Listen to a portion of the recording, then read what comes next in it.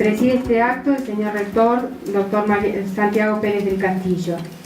Lo acompañan en el estrado el secretario académico, doctor Juan Manuel Gutiérrez, y el conferencista invitado, profesor licenciado Juan Pablo Canata.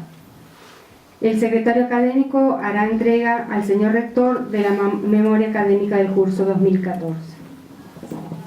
Señor rector, señores integrantes del Consejo Superior, señores integrantes del cuerpo académico, en mi calidad de secretario académico de la Universidad de Montevideo, cumplo con presentar la memoria correspondiente al año académico 2013.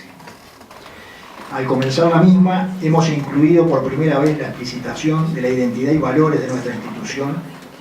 Estas enunciaciones reflejan con claridad y sencillez los principios fundamentales que nuestra universidad ha trabajado durante tantos años con tanto cariño y que hemos custodiado desde su fundación.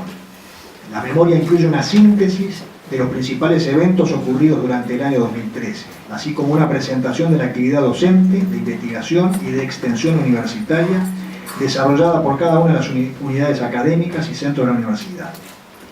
Se agrega también un resumen de lo actuado de la Dirección de Relaciones Internacionales, Biblioteca, Centro de Documentación, Departamento de Prácticas y Salidas Profesionales, Deportes, Departamento de Sistemas y Voluntariado.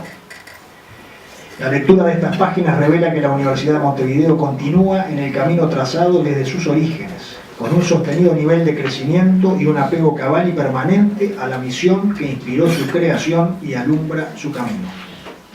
Las autoridades de la universidad desean agradecer al cuerpo docente, al personal administrativo y a los estudiantes el esfuerzo, la confianza y la convicción en el proyecto, lo cual asegura el éxito de la tarea empeñada. Un ejemplar de esta memoria va a estar a disposición de todos los que quieran tenerla al finalizar el acto. Y para finalizar, simplemente unas palabritas de agradecimiento a la doctora Maricela Mato, que cada año es la que se ocupa con tanto cariño y con tanto desvelo de que tengamos con nosotros la memoria en un producto tan bien acabado, tan lindo, que podemos disfrutar en este momento. Así que, señor rector, traigo la memoria.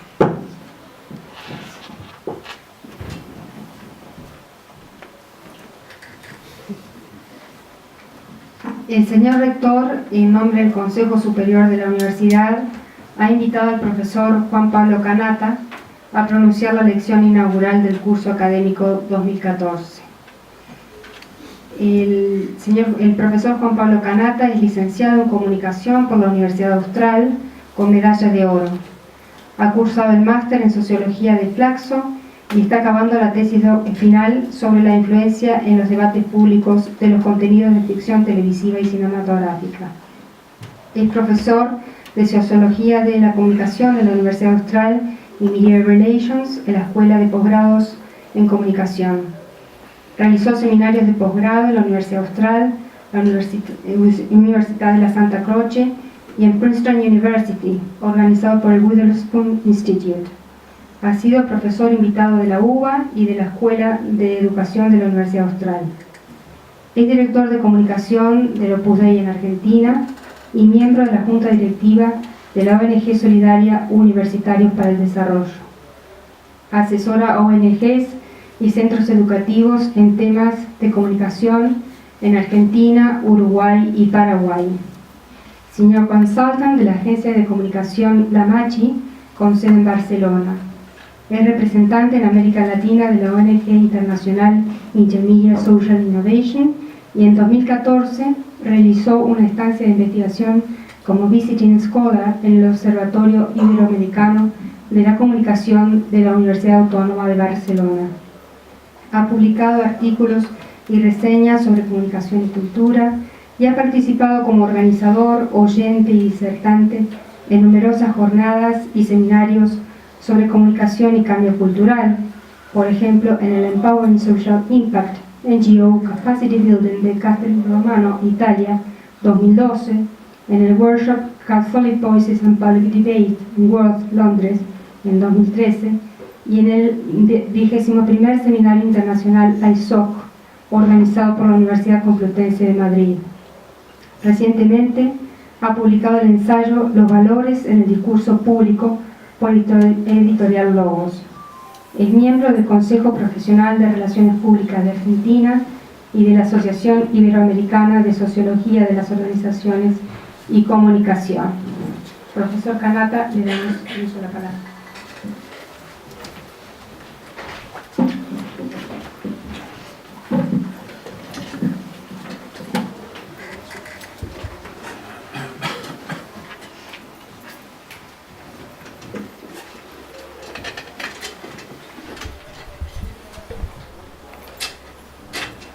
Muy buenas noches, muchísimas gracias al rector por la invitación y en nombre de la generación de profesores jóvenes, muchas gracias a todos por darme la oportunidad de participar de esta sesión y compartir con ustedes algunas ideas sobre el tema que se ha propuesto, que es la construcción del consenso, que está calificado con este marco de la sociedad plural y justamente me parece que es un tema interesante porque el consenso ofrece muchos desafíos. Normalmente siempre es difícil en realidad ponerse de acuerdo, que es lo que significa consenso en latín, pero mucho más si consideramos como marco de ese consenso una sociedad que ha sido calificada como plural, o sea que justamente con muchas opiniones o con mucho desacuerdo como adjetivo fundamental que califica a esa sociedad, ¿no? Entonces, o sea, eso lo vemos en la calle, lo vemos en la casa, lo vemos en todos lados y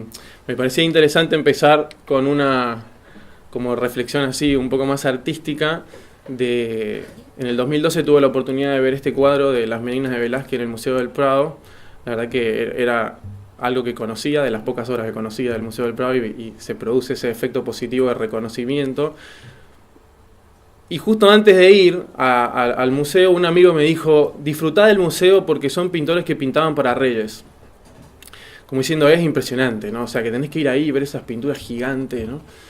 Y este año tuve la oportunidad de ver la reinterpretación de Pablo Picasso de Las Meninas de Velázquez. Estas son Las Meninas de Picasso, que no son menos impresionantes, aunque evidentemente generan una polémica sobre el consenso que se puede construir respecto de cuáles son los principios que realmente valoran el arte, si hay un verdadero sentido de la belleza, si la belleza es objetiva o subjetiva. O sea, que son preguntas vinculadas con un tema que tiene su vigencia, porque es una pregunta que todavía hoy nos podemos hacer, que realmente muestran a veces lo profundo que puede ser un debate sobre el consenso o sobre los principios que pueden generarle armonía a un criterio de juicio sobre algún tema, ¿no?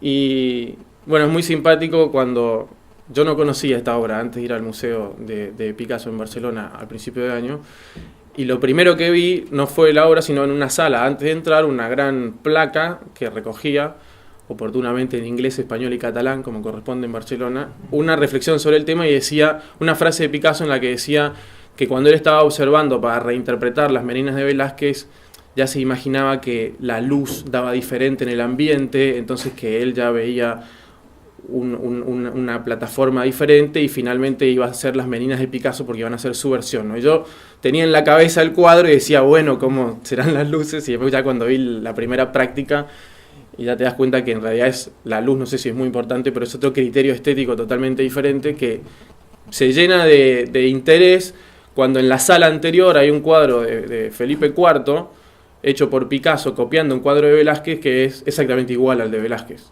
O sea, que no es que Picasso no supiera copiar Las Meninas de Velázquez, sino que quería hacer otra cosa porque también estaba pintando muchos años después, ¿no? Entonces, esa evolución y esa distinción de criterios es lo que nos sitúa a nosotros en el problema del consenso, de las tradiciones personales, de los desafíos, de los valores individuales, etc. Pero frente a esta pregunta, ahora vivimos en una situación tecnológica que ha complicado el panorama, podríamos decir. O sea, la primera complicación es que, acá está resumido, que se han multiplicado los enunciados y los enunciadores, porque hoy por hoy todos somos un pequeño medio de comunicación, ¿no? Esto realmente es una revolución tecnológica. O sea, antes para poder comunicar a un público amplio era necesario tener muchísima plata. Yo tengo unos amigos ahora en Buenos Aires que están intentando comprar una radio. Y es como que la gente dice, che, qué loco, vas a comprar una radio. Y bueno, sale unas, no sé, sale pongamos $100.000 comprar esa radio. Es mucha plata. Ahora, prácticamente lo mismo que hace esa radio se puede hacer con una computadora y una buena consola de radio que no sale menos de $500, ¿no? Eso ha revolucionado el ambiente, ha revolucionado las posibilidades de comunicación, ha democratizado las posibilidades de comunicación y ha llenado el espacio público de miles de personas que tienen posibilidad de comentar todas las cosas que suceden, ¿no? Y eso es de hecho lo que pasa. Y no solamente eso, que ante esa posibilidad también se genera expectativa de que la gente comente. Entonces, si hay un suceso relevante, todo el mundo va a ir a revisar la lista de las personas relevantes para ver qué comentaron sobre ese suceso. Entonces, hay como una obligación de los actores del escenario público de comentar. Todo esto también genera una multiplicación. Y ya desde otro punto de vista, a veces se genera relevancia para ámbitos o para discursos que antes eran irrelevantes. Pero hoy, con la posibilidad de filmar, de grabar una clase, de filmar a una persona que hace algo divertido, se introducen en el debate público o en la conversación social un montón de nuevos discursos que antes no tenían ninguna posibilidad, por ejemplo, de atravesar el filtro de un productor de televisión o de un editor de un diario para darle espacio público a eso. Entonces, esta situación realmente es relevante porque el espacio público se ha llenado de pequeños discursos que compiten con los grandes discursos y a veces se genera la tentación de la única manera de ser escuchado es gritando, ¿no? Y entonces si todos empiezan a gritar, lo que se genera es un griterío que no es el espacio más razonable para alcanzar un consenso en la sociedad plural, es todo lo contrario, ¿no? Es una situación que ha generado bastante dificultad.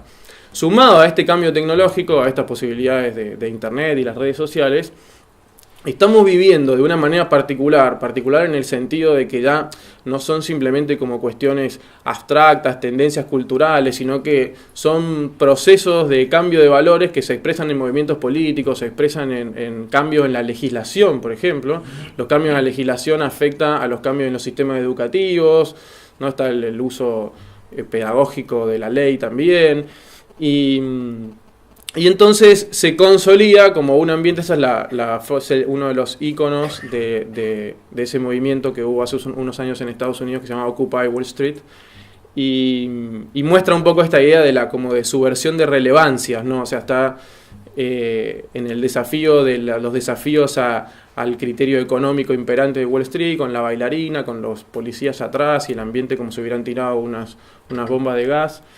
Estos cambios culturales generan un público o unos distintos públicos con sensibilidades distintas, que en el fondo son como idiomas diferentes, son valores diferentes, y esto evidentemente genera un cambio del marco en el que se producen las conversaciones y las declaraciones y los enunciados, que afecta mucho. No solamente a la dificultad para ponerse de acuerdo, porque tenemos discursos multiplicados, valores cambiantes, nuevo contexto, nuevas sensibilidades, sino que también afecta a la posibilidad de hablar en el lenguaje apropiado, de ser escuchado. Bien, es un planteo que realmente ofrece desafíos importantes. Ahora, para hablar de consenso, ya como entrando un poco más en el tema, no sirve solamente hablar de acuerdo. O sea, si hay acuerdo o desacuerdo. En este caso, eso sería el eje consenso-disenso, ¿no? Hay acuerdo sobre un tema, hay desacuerdo sobre un tema, entonces tratamos de arrimar las posturas, etc. Hay una variable más que es muy interesante y que es la que está muy atravesada, sobre todo por los cambios tecnológicos, que es el otro eje, que sería oculto-exhibido o público y privado, por escuchar expresiones que son más comunes. Entonces, esto es un lenguaje técnico tomado de un profesor de la Universidad Austral que se llama Luciano Elizalde, que el año pasado también dio un seminario acá en la UM. Y entonces este cuadrito, esta matriz que ofrece estas 4 opciones, explica bastantes cosas, ¿no? Además de un caso que creo que todos conocerán, que vamos a ver ahora para explicar la diferencia entre lo público y lo privado, explica a veces comodidades e incomodidades. Por ejemplo, el consenso oculto son las famosas mayorías silenciosas que a veces se comentan, ¿no? Después de la mayoría silenciosa de Francia. ¿Qué quiere decir esto? Que hay gente que está de acuerdo, pero no encuentra las palabras adecuadas para expresar el acuerdo sobre un determinado tema en público.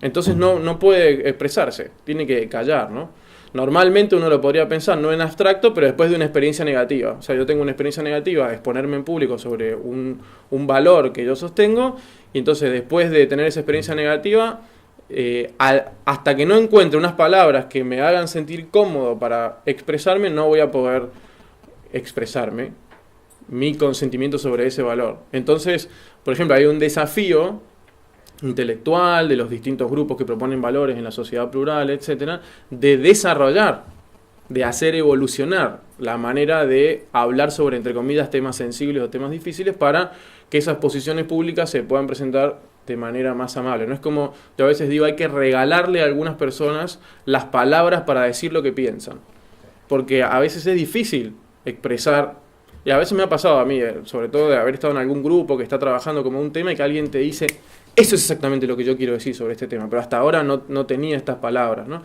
Esa es una posibilidad de pasar del consenso oculto al consenso exhibido, o sea, poder expresarme en público sobre un determinado tema importante, ¿no?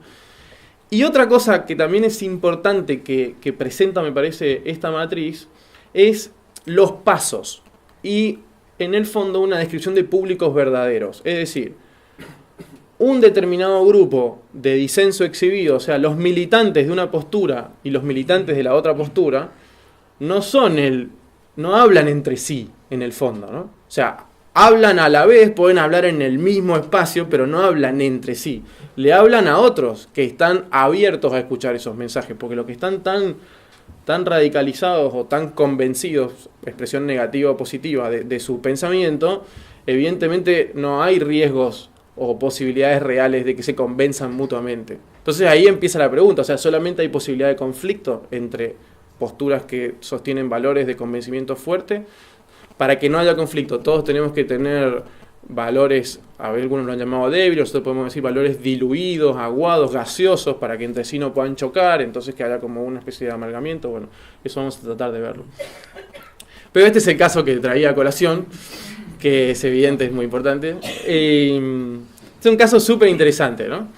Entonces justo fue graduado de la facultad el periodista que generó esta situación, entonces de Valle.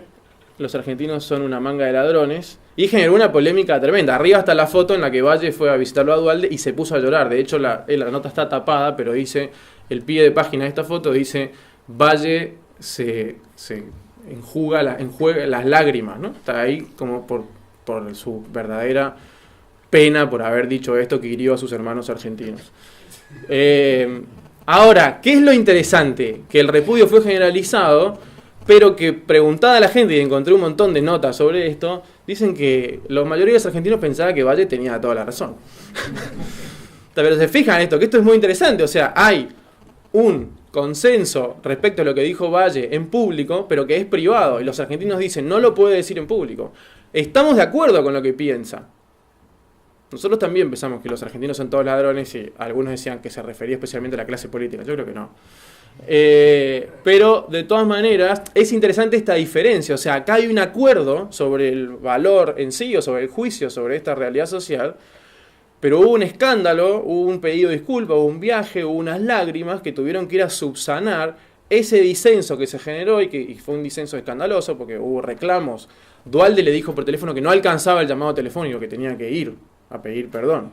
Entonces al otro día tuvo que ir y tuvo que llorar. No sabemos si fue sincero, honesto, o si fue una representación. Pero lo importante, desde el punto de vista sociológico, ¿no? Pero lo importante es que funcionó. O sea, ese pedido de disculpas funcionó, porque el problema se acabó. Ahora, preguntado sobre la opinión, la gente dice, estamos de acuerdo. Pero no lo puede decir así, en público, ¿no? Esto es muy interesante también para pensar el asunto. Y se activa un tema más, que es... ¿Lo puede decir él? ¿Puede decirlo un presidente extranjero? Cuando lo dijo un político argentino, dijo, si dejamos de robar 2 años solucionamos todos los problemas del país, es más o menos lo mismo, digamos, en términos de descripción sociológica. No pasó nada, ese político todavía es una persona, es un sindicalista muy relevante en el país, ¿no? Que generó el paro que hubo en Argentina hace pocas semanas. Paro general, fue uno de los principales impulsores de eso y tiene eficacia en el discurso público. Y dijo lo mismo, ¿no? ¿Tenía legitimidad social para decir eso? ¿O ese discurso... en su boca, podemos decir, genera disenso, porque no es un enunciador legitimado? Entonces, también algo interesante para ver. Van apareciendo, entre las anécdotas, van apareciendo como los criterios importantes para tener en cuenta a la hora de pensar en el consenso, que son, a mi modo de ver, estos tres, ¿no? Por un lado, la elaboración del discurso público, o sea, tener las palabras adecuadas para expresar el pensamiento o los valores. Por otro lado, la legitimidad del enunciador, si sos un enunciador que tiene legitimidad para exponer ese discurso en esa situación de comunicación concreta, ¿no? Esto también es una cosa interesante. Entre estos tres elementos se juega si en una situación hay consenso, se puede generar consenso o no. Hay que acertar en los tres, no hay otra opción, ¿no? Y esto es una manera de decir, por ejemplo, lo que es la comunicación. La comunicación es articular estos tres elementos para tratar de generar consenso, ¿no? Cuando falta alguno, se generan cosas extrañas. Por ejemplo, si el discurso es equivocado, aunque la situación de comunicación sea adecuada y la legitimidad del enunciador sea adecuada, por ejemplo, un profesor en una clase, enunciador adecuado, situación de comunicación adecuada, una clase. Discurso inadecuado genera desinterés, puede generar ruido, puede generar rechazo también. Si el discurso es acertado, pero la legitimidad del enunciador no es acertada, o sea, por ejemplo, puede tener toda la perfecta razón en decir lo que dice, puede ser que no le crean que haya una falacia ad personam, ¿no? O sea, por quién lo está diciendo no aceptamos esta propuesta. Esto pasa muchísimo, ¿no? Y el caso de Valle podría considerarse una de estas opciones. O sea, mucha gente pensaba que el discurso era verdadero, pero no lo va a venir a decir el presidente de Uruguay. Nosotros nos lo decimos de nosotros mismos, ¿no? Cuando uno se acusa de propios defectos, ¿no? También es un típico mecanismo. Cuando otro viene y te dice, sí, efectivamente, vos sos un desordenado. ¿Qué te pasa? ¿No? O sea, se genera como ese mismo efecto, ¿no? De legitimidad del enunciador. Y cuando la situación de comunicación no es adecuada, aunque pueda haber una legitimidad del enunciador y un discurso correcto, a veces puede ser, por ejemplo, cuando el profesor, estamos en la misma situación, se pasa y ocupa espacio en el break o en el recreo, ¿no? Empieza a ser la situación de comunicación inadecuada, porque ese es el momento en el que los alumnos ya no tienen la obligación de escuchar al profesor. Entonces empieza a generar rechazo. ¿No? Fíjate, es una cosa, es buenísimo, ¿no? Incluso aunque sea bueno, es que ya la gente se olvida de lo que está diciendo, está desubicado en la situación de comunicación. Entonces los tres elementos son los que generan el desafío de análisis para ver cómo promover en una sociedad en la que el contexto es diferente, los valores son distintos, las legitimidades están puestas en juego y los discursos se han vuelto más complejos, de más cantidad, con distintas expectativas. ¿Cómo hacemos para ajustar exactamente en un centro que cada vez se vuelve más chiquito de alguna manera? Entonces el riesgo de fallar o de definir mal la situación de comunicación, que es un concepto de Erving Goffman, o de, en el fondo, no interpretar bien si vos o si alguien de tu equipo de enunciadores está legitimado para hablar sobre ese tema, o si tu elaboración de discurso público es lo suficientemente ajustada como para expresar tus ideas en ese contexto, podemos generar entonces focos de disenso, ¿no? Bien, ¿esto por qué es muy importante? Y porque la comunicación, dice Luciano Elizalde, en este mismo acto de hace 3 semanas en la Universidad Austral, la comunicación nos da algo fundamental, que es el consenso en forma de coordinación entre los distintos actores sociales, ¿no? Da cooperación.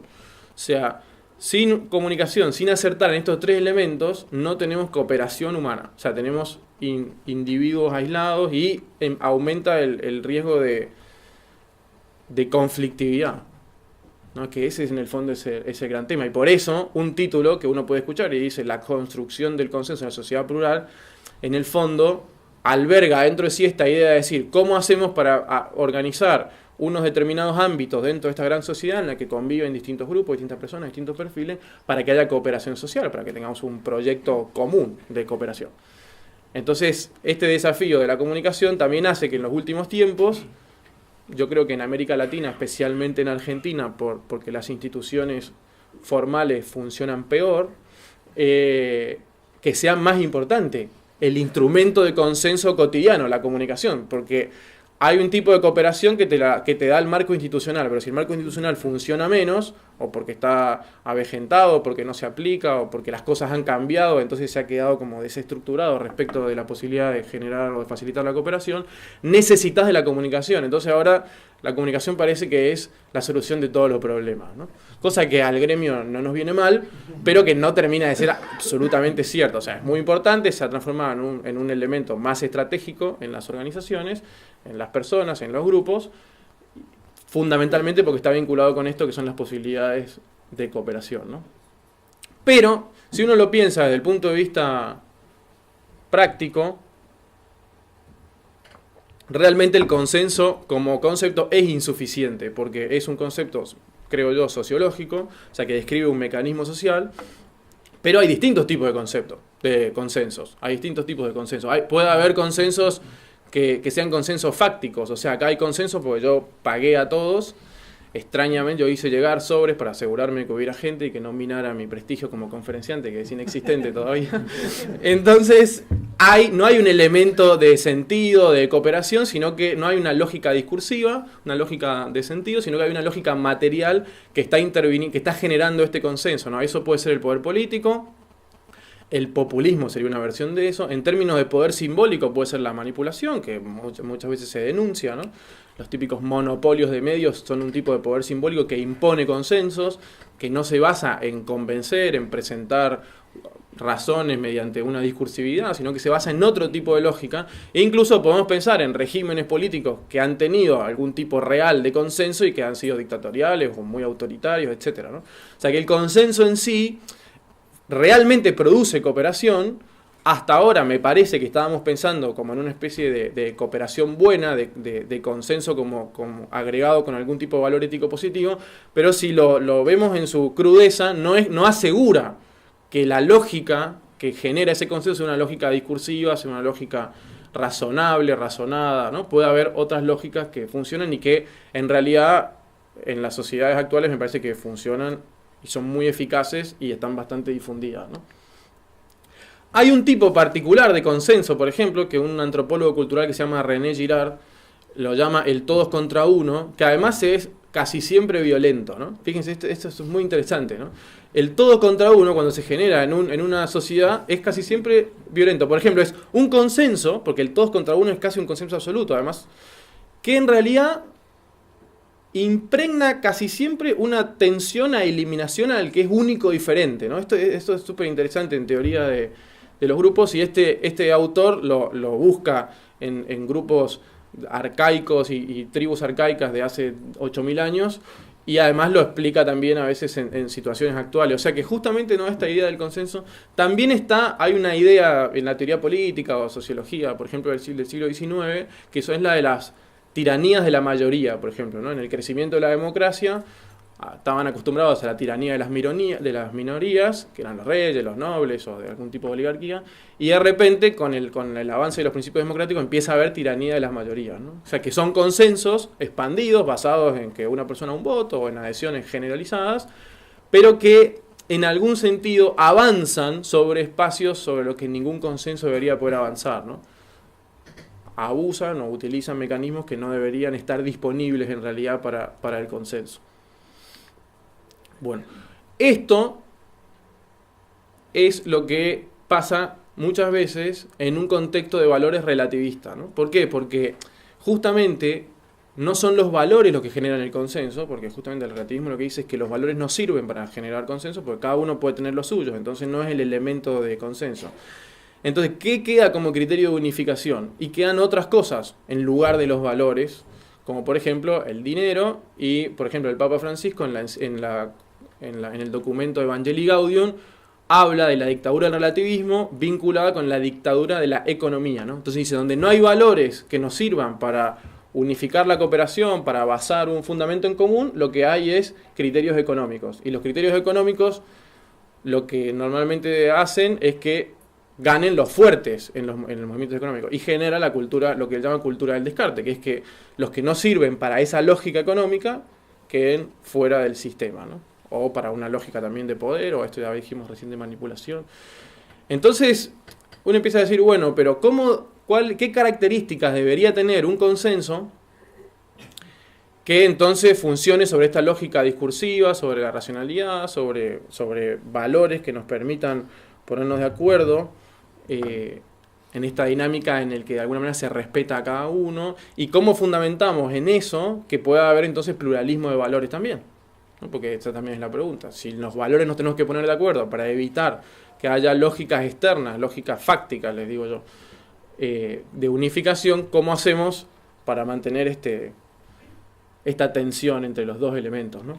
Entonces Irving Goffman, que es un sociólogo norteamericano muy conocido, que se lo considera el padre de un tipo de sociología que se llama la microsociología, que fue nombrado presidente de la Asociación Americana de Sociología y antes de asumir falleció, pero dejó el speech que había preparado para su acto de asunción, que es como un resumen de toda su teoría.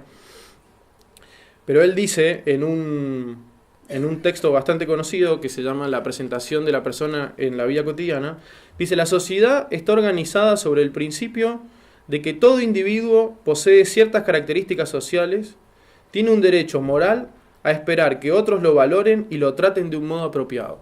La sociedad está organizada sobre este principio del respeto, de que las personas que cumplen con unos, dice acá, ¿no?, ciertas características sociales, digamos, las personas normales, que no conspiran contra el orden, etcétera, tiene derecho a ser respetado, cada una, ¿no? Ese es uno de los principios organizadores de la sociedad. O sea que ahí da una pista. Y después dice, hay un segundo principio, que está en conexión con el primero, que dice que un individuo que implícita o explícitamente pretende tener ciertas características sociales, deberá ser en realidad lo que alega ser, ¿no? O sea, de honestidad, de decir, hay dos principios que regulan el consenso social. Uno es que todas las personas que cumplen con las características normales de interacción de la sociedad tienen derecho a ser respetadas, por un lado, y por otro lado, que al presentar esas características tienen que ser honestas, tienen que ser lo que dicen ser. Entonces ya da como un marco, decís, bueno, acá hay un tipo de interacción que además, según Goffman, es la que prevalece, es la que funciona frecuentemente, por eso nosotros asociamos esta idea de construcción del consenso a una racionalidad discursiva, que nos permite generar cooperación, ¿no? Pero tenemos que tener en cuenta esta idea, ¿no?, de respeto y honestidad, ¿no? Habitualmente, cuando pensamos en respeto y honestidad y en valores y en consenso, etcétera, muchas veces pensamos en las ideas, en las representaciones sociales, y menos veces pensamos en la relación, ¿no?, en la definición de la situación entre las distintas personas que forman parte. ¿Esto qué quiere decir? Esto quiere decir, sobre todo en la universidad, ¿no?, donde donde las ideas son como muy importantes y se supone que las relaciones ya están dadas, de que la racionalidad es el criterio que regula las relaciones, por lo menos en el ámbito académico, ¿no?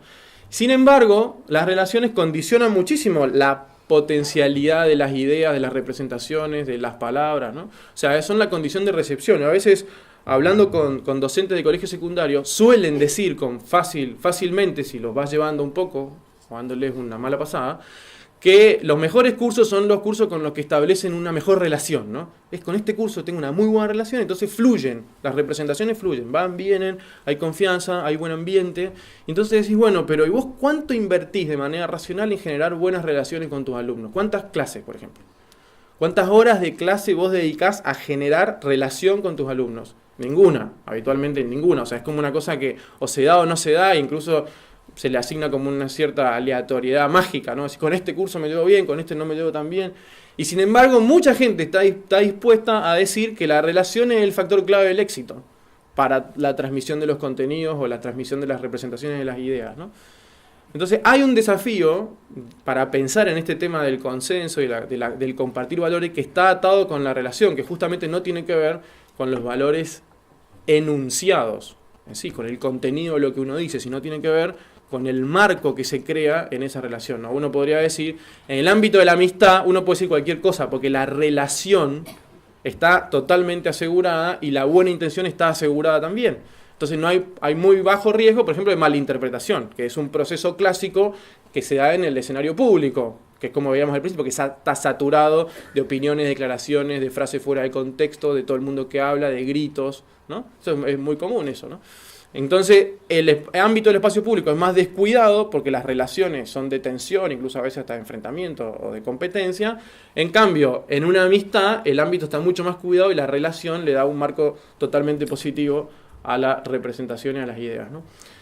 Álvaro González Alorda, que es un consultor y profesor español, que también ha venido a la UEM, tiene un libro que se llama The Talking Manager, donde habla de conversaciones, y entonces él justamente presenta en este cuadro estas dos perspectivas puestas de otra manera, ¿no? O sea, argumentación, que sería las ideas, el discurso, la racionalidad, y empatía, que sería la calidad de la relación que tenemos en una posible comunicación, ¿no? Entonces, solamente cuando se dan las dos, el consenso se produce y se expone en ámbito de adhesión a las ideas y de motivación, de inspiración para realizar el proyecto, para salir adelante las cosas o para retroalimentar la calidad de la relación. Si falta una de las dos, Bueno, si faltan las dos se produce desgaste, o sea, se pelean básicamente, ¿no? En cambio, cuando hay mucha argumentación, una racionalidad perfecta, impecable, incluso contundente, lo que genera justamente es aplasta a la otra persona, ¿no? Y genera rechazo en vez de adhesión. Esto pasa muchísimo a la gente que es muy, muy inteligente y que manda, ¿no? Entonces los que son muy, muy inteligentes y mandan, a veces tienen una evidencia y una capacidad de razonamiento tan fuerte para explicar las cosas, que es contundente, pero se van peleando con la gente que tiene que entenderlo y hacerle caso. ¿Por qué? Porque una actitud tan fuerte de poca relación, poca empatía, poca comprensión, poca sintonía, rechaza la racionalidad, aunque incluso la admita, ¿no? Tiene razón, pero no pienso hacerle caso. Bueno, y el otro caso que es más frecuente de lo que parece es cuando hay mucha empatía y poca argumentación. Y entonces esto que Álvaro lo llama explosión. Entonces, ¿esto qué quiere decir? Esto se da muy frecuentemente en las relaciones informales o en los ámbitos familiares o en el club de rugby o en las empresas que tienen que ver también con grupos humanos que tienen muchos afectos entre sí, que a veces, por ejemplo, uno hace algo bien y entonces el jefe, que a la sazón es el jefe, se lo cruza en un pasillo, le echa unas bendiciones espectaculares, le da un abrazo, le dice que la empresa no sería lo que es si no fuera por él. Y entonces tanta empatía, tanta adhesión circunstancial no pensada, generan, por ejemplo, en el otro una expectativa de resarcimiento a su mérito, ¿no? Y no se da. Entonces lo que al principio, porque no estaba prevista, porque fue simplemente la explosión de empatía de ese momento, no fue otra cosa más que esa cosa circunstancial. Pero generó una expectativa por el tipo de empatía no pensada. Entonces lo que al principio parecía que somos los mejores amigos, a la semana ya el otro tiene bronca con el primero porque no cumplió con su expectativa materialmente fundada de, por ejemplo, tener un premio económico por su trabajo, ¿no? Entonces los desafíos del consenso, bueno, tienen como estos dos carriles, ¿no? El carril de trabajar las relaciones, las situaciones de comunicación y el tono de base compartido, y de elaborar el discurso público, ¿no? O sea, encontrar las palabras para expresar el pensamiento del modo adecuado en los ámbitos adecuados, ¿no? Por esto se nota de manera especial cuando nos referimos a temas que tienen que ver con la disidencia, ¿no? O sea, en la comunicación del disidente. O sea, en un determinado ámbito en el que una persona va a expresar una opinión contraria al grupo. Uno se puede imaginar una reunión de consorcio, o se puede imaginar una clase donde se empieza a generar pensamiento grupal y alguien salta para dar una postura opuesta, o en un debate social, ¿no? Que a veces también pasa, ¿no? Sobre todo cuando son debates que la opinión del gremio medios de comunicación tiene cierta relevancia, y entonces como que absorbe el espacio público disponible, y los grupos que disienten de esa opinión media del sistema de medios de comunicación tienen como menos espacio y tienen que enfrentarse a una ola de expansión de una opinión distinta a la de ellos. Bueno, entonces dice John Stuart Mill, en ese famoso libro que se llama Sobre la libertad, en el capítulo 2, que es sobre la libertad de pensamiento y discusión, dice: las opiniones contrarias a las comúnmente admitidas solo pueden lograr ser escuchadas mediante una estudiada moderación del lenguaje y evitando lo más cuidadosamente posible toda ofensa inútil. Es muy interesante esto. O sea, cuando vos vas a hablar ante un auditorio no favorable de alguna manera, no podés ser altanero, no podés ser así como venir a un patotero, porque lo que vas a generar, no es más una comunicación discursiva, sino que es una provocación, por ejemplo. Y la provocación, en un ámbito de disidencia fuerte, ¿no? Esto es lo que dice, ¿no? La comunicación, las opiniones contrarias a las comúnmente admitidas, lo que va a generar es rechazo por la situación de comunicación, no por lo que vos estés diciendo. Nadie se va a acordar de lo que estás diciendo, por el tono, por el tipo de relación que plantea esa manera de comunicar, ¿no? Que eso es como la síntesis final. O sea, a veces una determinada declaración incluye en sí misma los tres elementos, o sea, un discurso, una definición de la situación y una legitimidad del enunciador, ¿no? Y entonces esto es lo que suele pasar, por ejemplo, cuando hablamos en ámbitos públicos o con gente que no conocemos del todo, ¿no?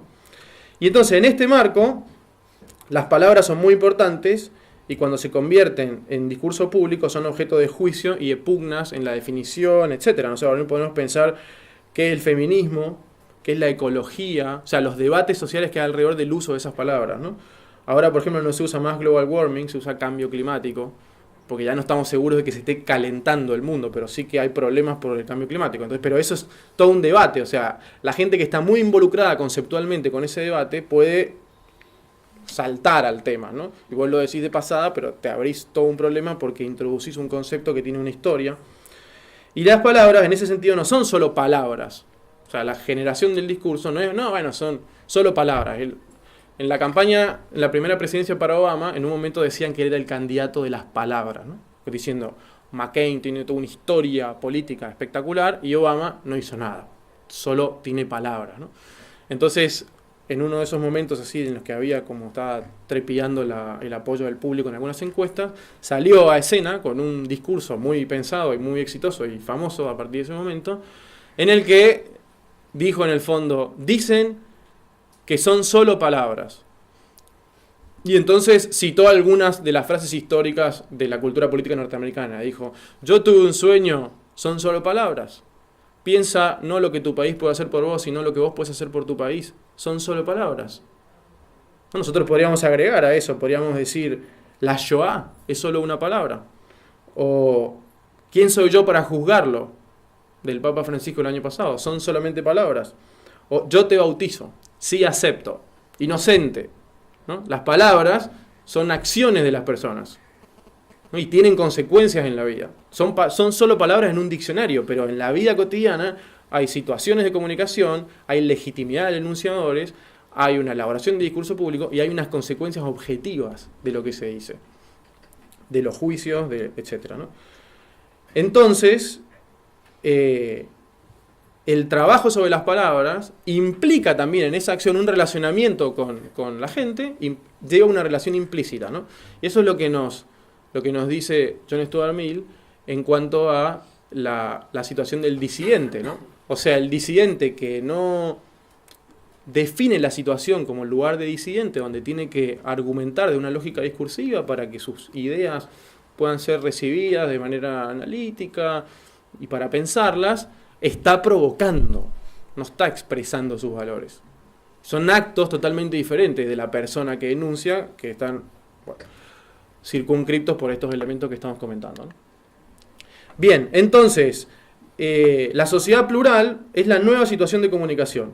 Y este nuevo contexto redefine nuestra legitimidad como enunciadores, ¿no? Nuestros valores, lo mismo que teníamos hace 10 años, bueno, cada uno puede haber evolucionado en alguna trayectoria particular, pero están en un marco distinto y entonces la valoración de los demás ha variado también. Y es importante percibir ese cambio de planos y de legitimidades. La sociedad plural posee sus propios códigos y su propio lenguaje, y para poder colaborar en la construcción del consenso social, una ardua tarea, como estamos describiendo, es necesario encontrar el lugar adecuado desde el que podemos contribuir y ofrecer nuestro mensaje en un lenguaje comprensible para nuestros contemporáneos, ¿no? Y en el fondo, esta situación, establecer relaciones de confianza que configuran una situación de comunicación abierta al otro y descubrir palabras adecuadas para expresar nuestro punto de vista, es uno de los objetivos principales de la universidad, o sea, enseñar esto, ¿no? Y eso se llama diálogo, a mi modo de ver. O sea, podríamos decir que el diálogo se llama eso. El diálogo sí implica sobre sí mismo una concepción ética, ¿no? Y uno podría decir que el objetivo de la universidad es reaprender a vivir esto y reaprender a enseñar esto también, ¿no? Y uno de los principales aportes de la universidad a la sociedad del disenso en la que vivimos ahora es promover esta cultura del diálogo, ¿no? Entonces se podría decir así, con un juego de palabras, que el diálogo es el consenso sobre el valor del disenso. O sea, cuando uno habla de diálogo dice, si hay diálogo, hay un consenso, que es que cada uno tiene algo interesante para decir y tiene derecho a estar acá y es valioso en cuanto que va a aportar y yo quiero estar abierto a lo que otro me va a decir porque sé que me va a aportar y es algo positivo.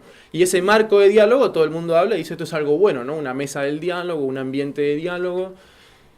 Y es como valor positivo incluye el disenso, o sea, es decir, que si va a haber diálogo estamos totalmente contentos de que haya otras posturas.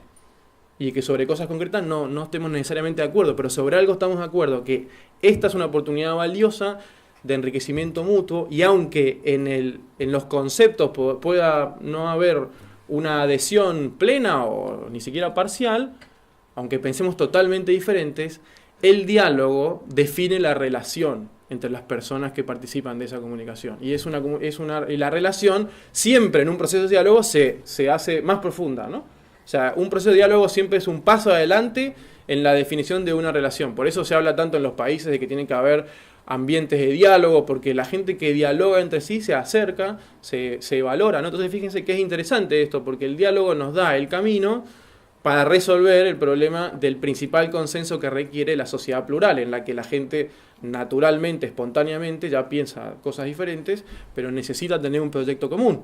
Y ese proyecto común se da si todos podemos dialogar, porque implica la valoración mutua, el respeto mutuo, y un contexto de diálogo marca también una definición de situación, un determinado tono de discurso y una legitimidad de los enunciadores que están ahí. Por lo único que son legítimos para participar es porque respetan y valoran la opinión de los demás también, ¿no? Esa es como la característica de entrada al proceso de diálogo, ¿no?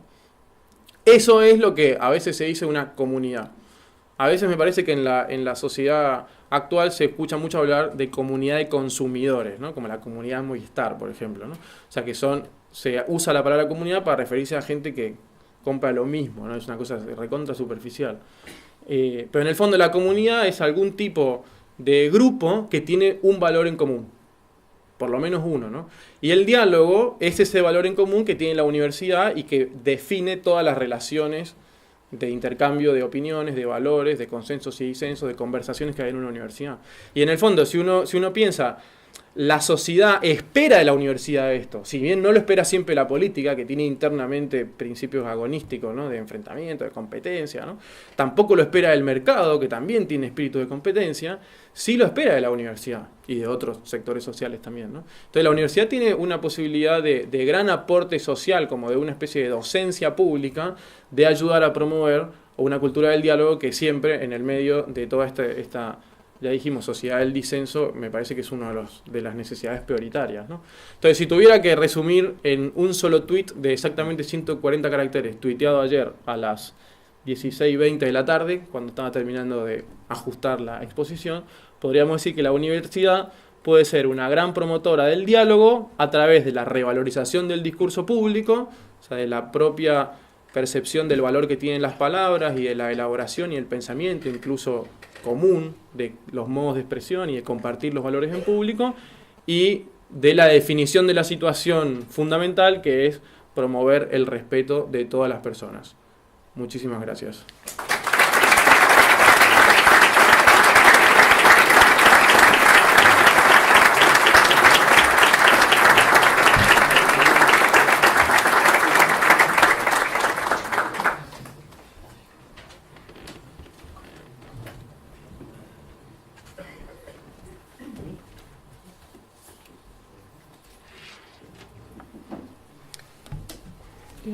A continuación, el secretario académico hará una breve introducción previa a la proyección de un video institucional sobre la identidad cristiana de la universidad.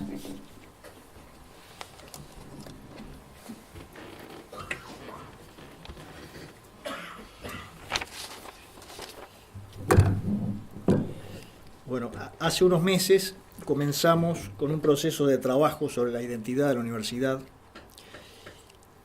porque veíamos que era necesario recrear en la tarea de todos los días los valores fundamentales que inspiran nuestro proyecto. En los últimos años la universidad creció mucho, ha crecido, se ha desarrollado, ha incorporado mucha gente, y lo que en un principio eran ideas evidentes, muy presentes para todos, como es propio de un proyecto que se inicia, pueden perderse de vista en el fragor de cada día, en la actividad cotidiana. En los inicios se habla mucho de un proyecto, porque lo que existe es un proyecto. Pero cuando se va realizando y crece, la realidad se vuelve más compleja. Los problemas y desafíos cotidianos pueden ir ocupando el lugar de esa visión original que dio vida a la institución. Para seguir creciendo y consolidar nuestra propuesta, es necesario reconectar con el espíritu de los orígenes. Hacer explícitos esos valores implícitos que inspiran nuestra actividad diaria.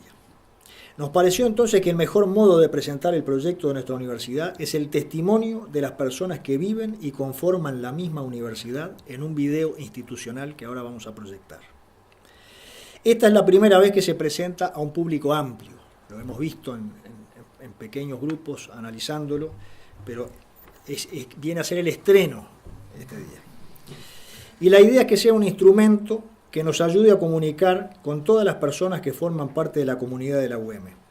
Nos gustaría que se transformara en algo así como una música de fondo, como un jingle que se nos quede grabado en los oídos y que nos acompañe, que quede pegado, como esos jingles que repetimos de manera... Entonces, en la voz de los participantes, que ha sido recogida de manera muy espontánea, ustedes van a ver la filmación, son spots muy espontáneos, muy naturales. Ahí está el espíritu que inspira a nuestra universidad. Está hecho con una forma documental, se está contando lo que esperamos con ese espíritu que tratamos de vivir. Y esperamos que nos sirva para tener siempre presente la grandeza del proyecto, como la tuvo desde el origen.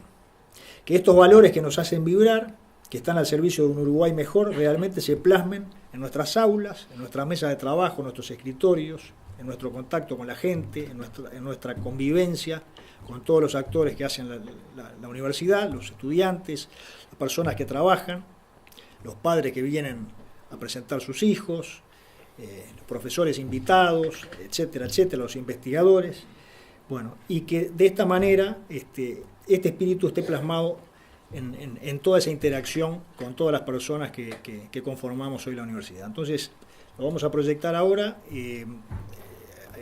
Nos gustaría después mucho que en el cóctel, cuando estemos todos charlando y conversando, nos den su parecer, porque digo, es un video fermental, es un video que la idea que transmite es que de aquí para adelante podamos charlar y conversar sobre estos temas, y por eso es muy bueno que después tengamos la oportunidad de tener la opinión de todos ustedes y de que esto sea el principio para poder seguir hablando de todos estos temas tan valiosos y tan importantes que reflejan lo que es la esencia de nuestra institución.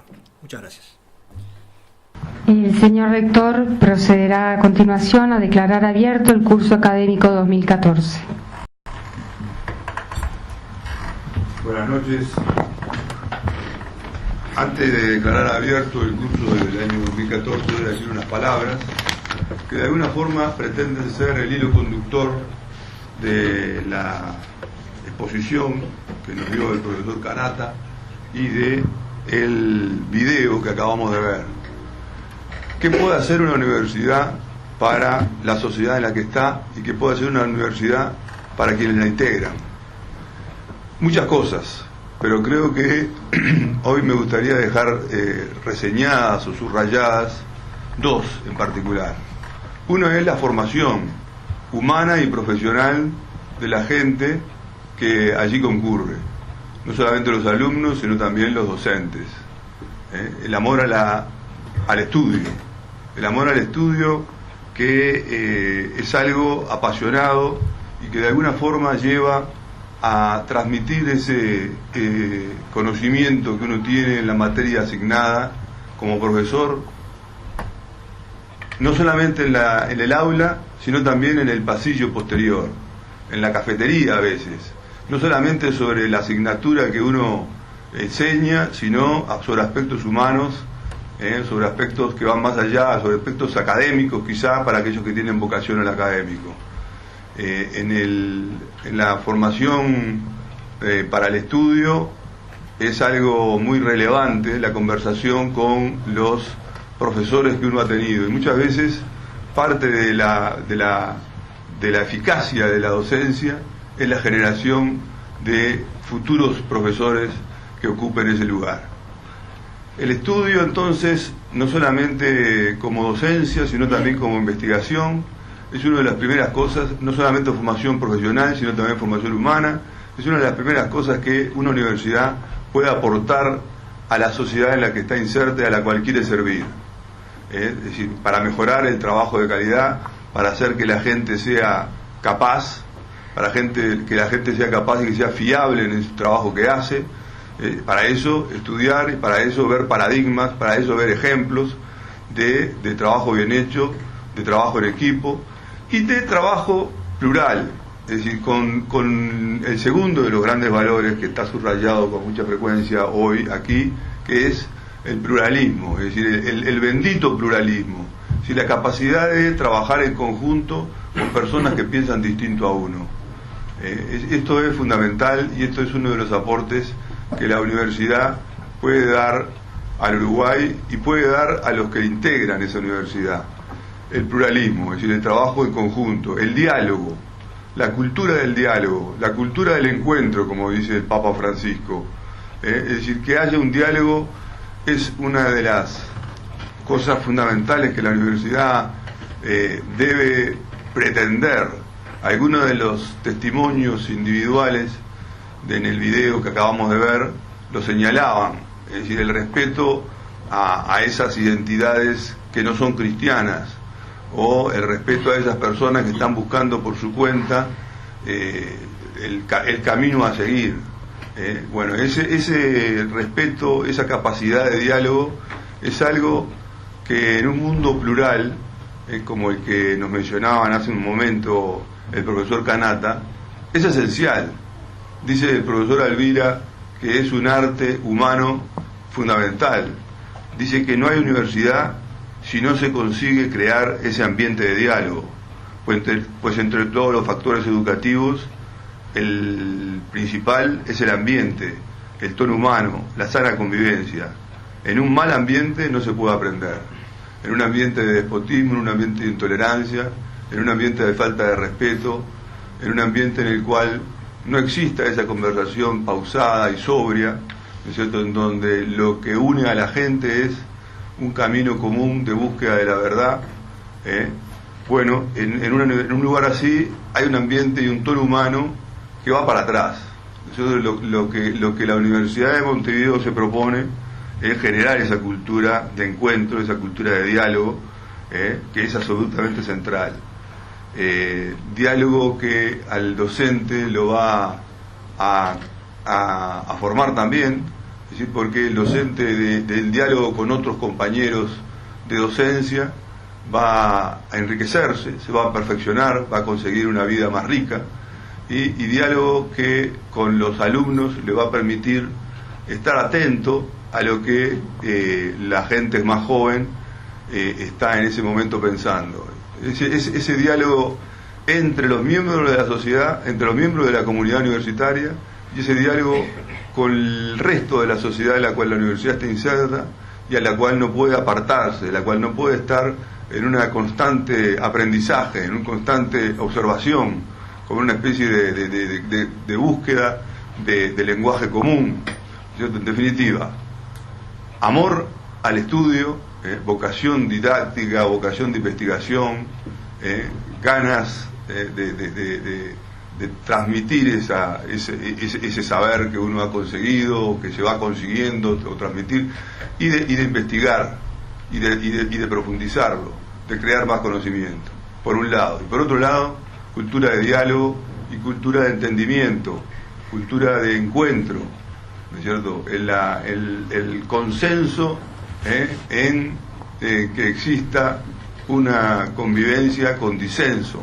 ¿cierto? No solamente no tenerle miedo a ese disenso, sino procurar aprender a través de él, que es sano ese pluralismo, y aprender de los demás otros modos de pensar, otras maneras, otras perspectivas, otros puntos de vista. De manera que, para seguir trabajando en este propósito de crear ese ambiente de vida universitaria, de diálogo amigable que perfecciona, queda abierto el curso académico 2014.